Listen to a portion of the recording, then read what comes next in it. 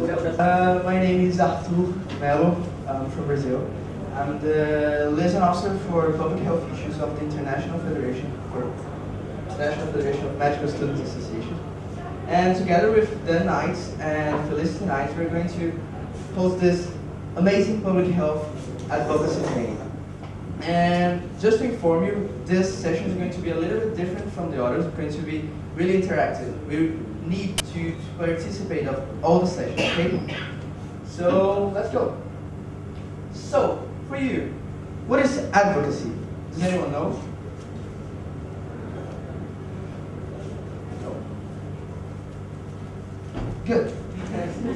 So, advocacy is an active process that uses strategic actions to influence others, to shift opinions, to initiate positive changes, to address factors that contribute to a healthier community, and different from general informational campaigns, it focuses on a policy change to address the social and environmental causes of an issue, rather than on an individual behavior change.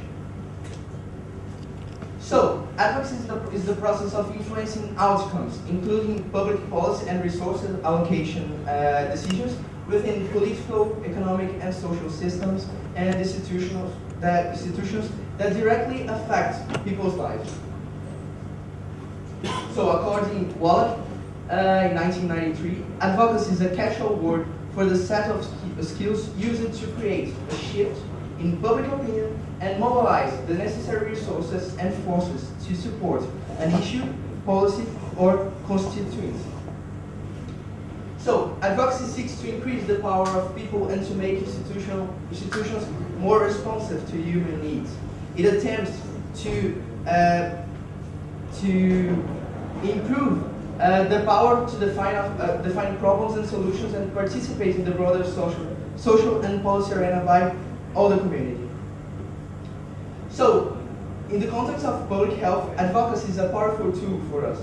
It's central to protecting and promoting health and well-being, and is in the center, in the intersection of social, political, economic, and cultural forces in society. So, this means that public health battles are often fought along political and behavioral fronts. And it requires commitment to advocating for policy changes that support development of health promoting environment. So, besides of the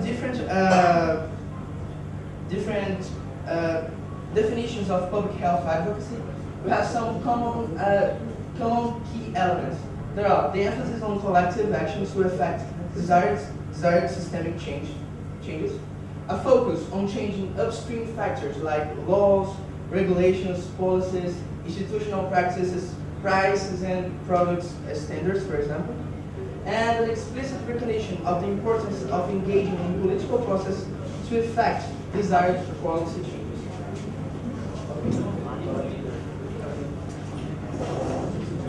So, public health advocacy is often defined as the process of gaining political commitment for a particular goal. And the target audiences tend to be decision makers, policy makers, program managers, and other people in position to influence actions that affect many people simultaneously. So, when you engage in public health, it's important to know that political aspects are very important and they influence public health in different ways. It is also important to address social determinants of health as key components of strategy to improve health of our population. So, public health advocacy is an important strategy for creating environments supportive to health. So, if the goal of public health is to reduce the burden of health problems in the society, it's important to have effective interventions that address the forces that foster these problems.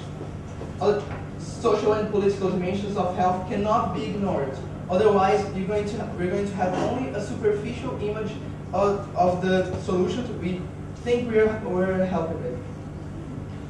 So, public health advocacy has been used to advance policies in several public health areas, like gun control, injury prevention, tobacco control, and other examples in your countries, in regional and international level.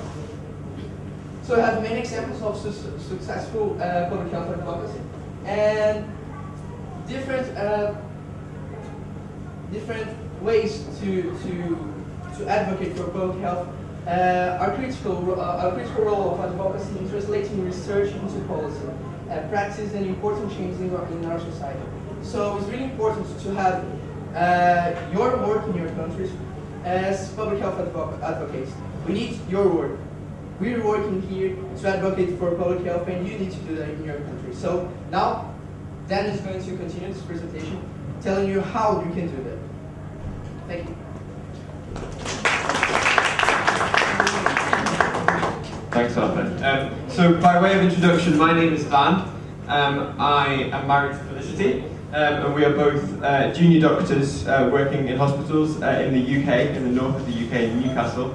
And we've come to India for 2 conferences and a field trip, so we're very excited to be here.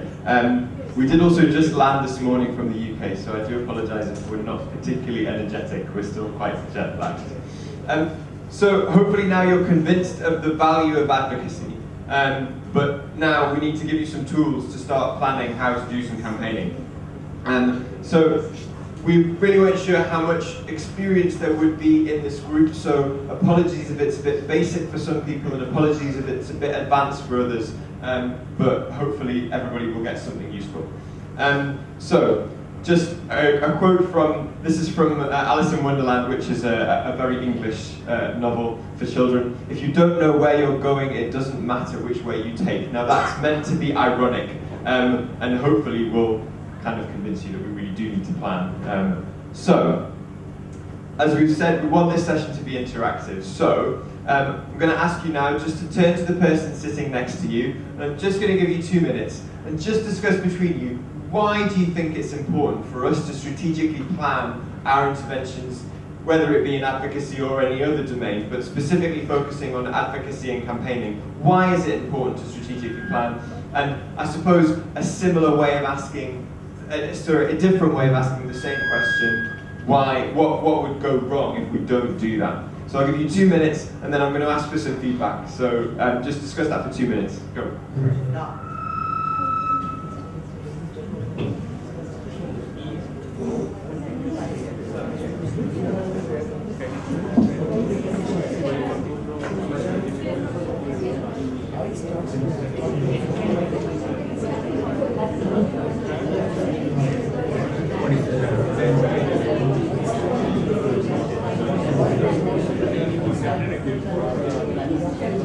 Campaigning projects here, but this could be relating to any project, just generally the benefits of strategic planning.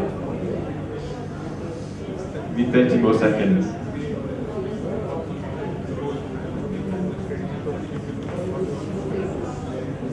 Sorry, I know it's tight timing, but we are already running late and we want to, 2 minutes is over. Yeah, sorry. We have to come up with. Yeah. Okay. Would you like to offer a suggestion? Okay, so we three introduce ourselves. No, I don't think I need a mic. I'm too much audible. We three introduce ourselves, and first of all, I just got a hit there. Strat. I read it. Start plan. It was strat plan. My apologies. Strategic plan. Strategic plan. That's what she so she clarified it, and whereby we just got into, like, we started we should have a timetable. The same way, we cannot reach our goals or whatever the objectives or aims. We should have a strategic plan. That is whereby we can allocate our resources, funds, human, whatever. So strategy is always needed for making, and she clarified that what strategy is for long term, and whether it is long term process or short term, whatever we have. Absolutely, and we're going to split it down into that, and that's a great point, that having a plan enables us from the start to allocate what resources we have, whether we've got loads of resources or very few. It's a really, really valuable point. Thank you. Anybody? Regarding the second question, what goes wrong? The quality of our work, the goal that has to be achieved, might not be achieved. There is no good strategic planning. the work might be mismanaged, resources, finances may not be properly utilized. So there are many things that needs to be managed for a work or job to be accomplished. So all those things, it might be a mess. Absolutely. The work might be done, but there may not be good finishing. Yeah, absolutely. No, you're dead right. Is there anybody who'd like to give anything specific as to what might go wrong? Yeah, I completely agree. The whole thing could go very badly wrong if we don't plan, but what specifically might go wrong?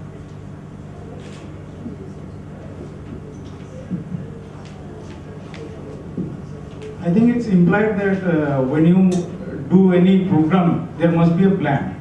The question arises whether the plan is feasible or not, whether it's proper or improper. The difference will be, I think, why strategic plan? There must be a strategic plan when you want to do anything in your life. There must be a strategic plan.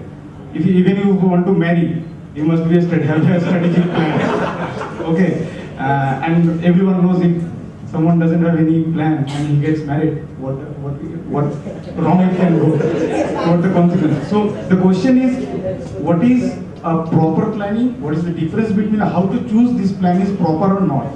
The evaluation of the plan. I think that's important. Absolutely, and I agree when you talk about feasibility. Doing a plan and realizing that your plan is not feasible is definitely preferable to starting on a project having not planned and ending up halfway down the line with your project and realizing that it wasn't feasible and you didn't realize. So early kind of, I guess, seeing into the future as to what problems may arise and being able to predict them and mitigate against them is a really helpful point. Thank you. Anybody else have a... Things that I thought of were having shared ownership. So we're going to talk about how to come up with a strategic plan specific to campaigning. If you're a leader within a campaign or an advocacy project, it may be tempting to come up with the plan yourself and then recruit people to help afterwards. But I want to try and convince you that it's important to have your group first and to plan together, because having shared ownership of your project means that you also have shared accountability, which means that when things go well, everybody can take the credit and people feel generally boosted by that. But equally, when things go badly, people share the ownership as well. So it's great to do this in a group. And it's also really important for your monitoring and evaluation, which we will come on to later, and constantly being able to do that. And if you haven't set out what you want to do initially, then what standards are you defining yourself against? How do you know whether you're achieving them? So having that plan there in your head, but also written down before you begin is really important. And it also helps us in the timing. So if you want to know what should happen first and next and next, and this should come before that, but that should come later, these are things that we don't necessarily think about in advance, but if we do, then we can plan more effectively. So, this is a campaign concept which is taken from a book by a man called Chris Rose. It's called How to Win Campaigns. I recommend it. We're going to go through this. I'm not sure if it's a bit too small to read, but at the top it says ambition, what we want to achieve. And that's about sort of big scale visionary type stuff. And then lower down we're talking about campaign assets, actors, obstacles and interests. So that's the people who are involved, whether it be the people who are helping you, or the people who you are trying to convince, or the people who are going to stand in your way. Communication design is all about how we communicate our message, and social weather conditions is really about the timing and trying to work out what's going on in the world at large and whether the world or whoever is going to be receptive to our campaign at a particular time. So some other terms to throw in there. Some of these may be a little bit more familiar to you, but the way I'm going to go through this is talking about vision and mission, which relates to ambition. I'm going to talk about SWOT analysis, which you may well have come across, stakeholder mapping, communication techniques, some types of advocacy, and then some specifics about what types of goals and how to potentially put together some sort of planned document. It's going to be a real whirlwind tour though, so I apologise if it's fast. So, vision and mission. Would anybody like to have a bash at defining vision in this context? the vision for an advocacy project or a project in general? I not say this is simply there. Like vision can be an objective in some like in beautiful words. I can say it's an objective in words. Vision somewhere it shows the activities in words. Is it so? Yeah, I agree. So the way I would describe it, hi guys, come on in. The way I would describe it is a vision is what the world would look like when your campaign or your project has done its job. So when you've worked yourself out of a job, you've achieved your goal. The thing about a vision is it needs to be idealistic and it doesn't necessarily have to be achievable. The mission is a brief statement about how, in practical terms, you are going to work towards achieving that vision. So, just a quick note about vision. I think vision is something that's really important, and I think a lot of us as health students or health professionals can sometimes lose our vision. We get entrenched, and it's quite hard to remember what it was that motivated us initially. We haven't got time for all of us to spend 2 minutes just reflecting on what our personal vision is right now. But can I just recommend that you do it? Just remind yourself, what is it that's motivating you to be here, to do what you do, and remember that that is really important, because in campaigning, you need to speak from your heart to someone else's heart. It's not all about a head level. When you're convincing people of something, and Felicity's going to talk about the emotional level on which we need to communicate with people later, but it's really important. And these quotes kind of demonstrate that. Successful campaigns speak to the heart, so need to come from the heart. And most campaigns are planned in the mind, won in the heart, and rationalized again in the mind. And I think when we talk in these academic spheres, we're good at talking on the mind level, and we kind of forget the heart level. And when it comes to campaigning, it's so important. So just connect with what your personal motivations are, and then come up with that shared vision together for your campaign, whatever you're wanting to work on. So this is just an example. Felicity and I come from the UK, and we work with the Student Global Health Network in the UK, and this is what Medicine UK's vision is. So the vision is a fair and just world in which equity and health is a reality for all. So it's, as I said, it's big, it's aspirational. And the mission, a little bit longer, a little bit more tangible, and it's how we're going to achieve the vision: to create a network of students empowered to effect tangible social and political change in health on a local, national and global level through education, advocacy and community action. So, we're on to SWOT analysis. And I'm going to go really quickly through this because I imagine this is something that people... Can I have a show of hands who's come across SWOT analysis before? So maybe a third haven't and 2/3 haven't. So I'll just explain it. So essentially, this is a way of analysing the sort of environment around you. So strengths and opportunities are obviously beneficial, positive things. Weaknesses and threats are negative things. And the key distinction is that strengths and weaknesses are intrinsic to your team, whereas opportunities and threats come from outside. So it's great when you sit down with your team initially, you're planning a campaign, let's do a SWOT analysis of what we're trying to achieve. What are the strengths that we have? What are the abilities, qualifications, experiences that we have amongst our team that are strengths? What are we not very good at? What are our weaknesses? What are the opportunities?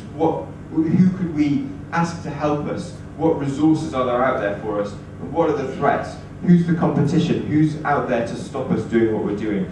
And it's really important to just name those, and then you can, obviously, with the strengths and weaknesses, can work out how to make the most of them, and with the strengths and opportunities, how to make the most of them, and the weaknesses and threats, how to mitigate them.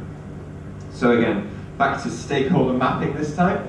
So this is essentially just a similar sort of grid to encourage you to, when you're campaigning, when you're speaking to someone, when you're trying to persuade someone of something, we need to remember what sort of person they are. This is really crude, but broadly people may fit into one of these broad categories. So starting at the bottom, a sympathetic person is someone who is sympathetic to your cause. Someone who is uninformed may be sympathetic, but they just don't know what you're talking about. Critical people are skeptical. They understand what's going on, but they're not sure that they're convinced. And hostile people are the ones that are actively out to discourage you, to get in your way, and they clearly actively disagree with what you are advocating for. And the important point here is that we need to deal with these different people in different ways. So sympathetic people, we want to recruit because they are sympathetic to your cause. You want to involve them in your campaign. Uninformed people, we need to educate. They need to understand the issues. Critical people, we need to persuade. I would suggest that hostile people we don't bother with, because it's too much time to waste on a small group of people, and you don't need to convince everybody. So it's about working out where you're going to get the most bang for your buck. Don't focus on them, except for when the hostile people are the ones who you need to convince in order for whatever you need to do to happen. So if you need to convince the Minister for Health to do something and he's hostile, but he's the one with the power, then I'm afraid you're stuck with that. But otherwise, I would say steer clear of hostile. So back again. Just some really quick basic principles about communication techniques. So this is an example. Again, apologies if it's not very clear. So compare this notice. If you find a fire, 1, network with your neighbours. 2, explain the issues and the processes of ignition, fuel effects, oxidation, and ion plasmas, and address the social and economic justice dimensions. 3, educate decision makers regarding the establishment of an adequately resourced fire brigade and fire prevention culture. Ask your neighbours to join in. With, if you find a fire, raise the alarm, go immediately to the place of safety and call the fire brigade. It's quite obvious that that is a preferable communication strategy, and with this strategy you've probably burned to death around here. So we need to be careful that we're communicating in a clear and simple way that is appropriate to whoever we've talked about within those categories that I mentioned just earlier. A few more key, so short and simple, we've covered. Use different media. There are so many media out there now, increasingly, with social media, with television, radio, online, Facebook, Twitter. Campaigns no longer have to necessarily be people taking to the streets with their placards and their megaphones. It may be, and there's still value in that, but you can advocate from the comfort of your room on your computer if that's what works best for you. So use different media, be varied. Plan events, use real stories, again going back to that speaking to the heart, from the heart. Be proactive and try and provoke conversation. And yeah, try and put yourself in the shoes of your audience. Just very briefly, you may or may not have come across this concept of reactive and proactive advocacy. Essentially, it's important sometimes if you want to campaign about a certain issue, but it's not topical at a certain time, say there's been a big media story about some disaster that's happened, it's going to be very difficult for you to then launch a campaign about something completely different because you're not going to gain sympathy for it at that moment. So think about the timing and think about how you identify the issues to campaign about. And essentially reactive is where something happens in the news, you see it and you react to it. Proactive is where you identify independently something which needs to be campaigned about and then you set up something. The key to remember is that whether you set up something reactively or proactively, it needs to be sustained, it needs to be long-term, you need to be committed to the cause. It's not that one is a quick fire and one is a slow strategy. You need to be committed in either sense. So, this is kind of basic strategic planning theory, but basically vision and mission we've covered, and you could call that strategic level goals. Moving down to tactical goals, you've got perhaps something that you could more describe as a long-term development plan. So if you were going to come up with some goals, maybe they would be more like 5 or 6 sentences, which again are quite broad, but they describe the work that you want to achieve within a broader period of time. So this is an example from a palliative care project. So some strategic objectives to promote professional development in palliative care through training of hospital staff and healthcare students, to increase awareness and involvement in palliative care services through advocacy, networking, and collaboration, to promote documentation and reporting, and to facilitate academic research into palliative care service development. Now, you see, compared with the mission, that's a bit more specific, but it's still not it's still not so specific that you can say, well, one person is responsible for this, and tick, we know that it's done, because it's not sufficiently specific. But it's still useful to start drilling down. And then when we get down to the operational goals, this is where we get to our SMART goals. Now, can I have a show of hands again? Who's heard of SMART goals? So again, if you haven't. So essentially, any goal that you set yourself, when we get down to the sort of specific level, needs to be SMART. It needs to be specific, measurable, attainable, relevant, and time-bound. And if any of your goals don't fulfill all of those criteria, then you need to modify them. So you need to say exactly what needs to be done. It needs to, again, going back to the monitoring evaluation, it needs to be measurable. You need to know when you've achieved it. It needs to be relevant, otherwise why are you doing it? And you need to have a deadline. Now, it doesn't matter if that changes or you have to put it back, but it's important that any goal, when it's written down, is SMART. And I would suggest that this might be a useful way of doing a table for your team. If you're going to put together a plan document, so the strategic objective, which were the tactical goals that we had on the previous page, maybe for the first tactical goal, that broad sentence, you may have 5 specific short-term goals that would go under it. So you specify which one, say the activity, indicator would be what would it look like when that's achieved. So when do we know that it's measured and attained? When does it need to be done by? And importantly, I would really, really recommend that anybody at every single point has a person listed against it as being responsible for it. Otherwise, everybody will wash their hands of it within the team, especially if it starts to slip. Again, go back to that shared ownership, shared responsibility, shared credit. So, this is my last slide, and this is just a suggestion for if you were going to put together a document for the strategic plan for your campaign that you're going to think of, then these might be some useful subheadings, and I think within what we've talked about, they're all fairly self-explanatory. Just as Felicity comes up, I'll give you a chance to jot them down if you want to.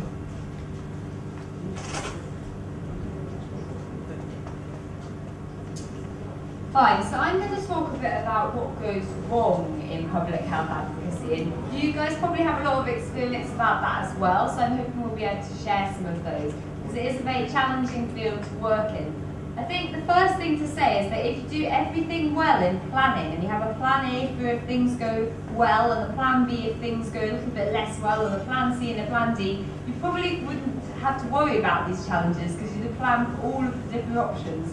But actually, real life tends to bring up things that we haven't thought about, and we don't want to spend all our lives planning. We actually need to do something too.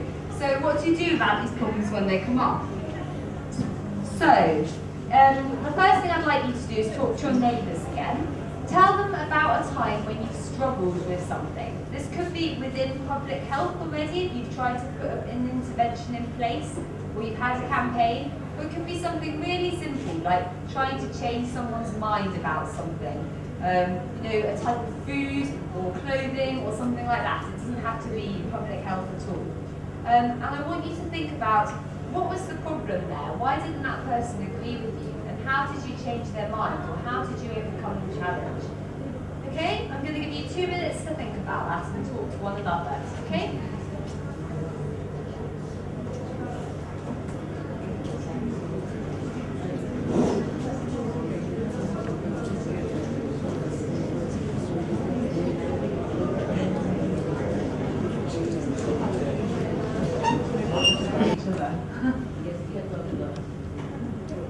Yeah, everyone's good. Okay, so who would like to share some of their challenges? Anyone? Yes. In a word, the challenge is management. Management is the proper way. See, get it done, work. If your work need to be completed, you need to first change in behavior, change in communication, change in interaction. Then the entire thing should be transferred into the work. So if you're going through an organization, see someone is having a talk, some work has to be delivered in grassroots level. There is a channel of communication. So if any of the communication channels got jeopardized, the ultimate goal will not be achieved.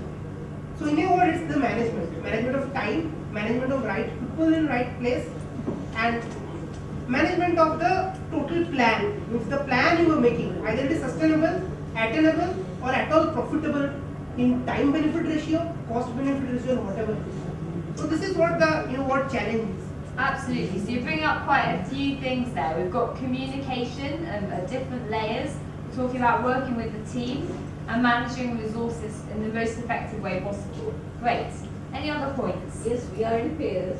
Yes. She's from Nepal and I'm from India. Yes. We were talking that we do face, like in being women, we face a lot of difficulty in participating in community works, togetherness.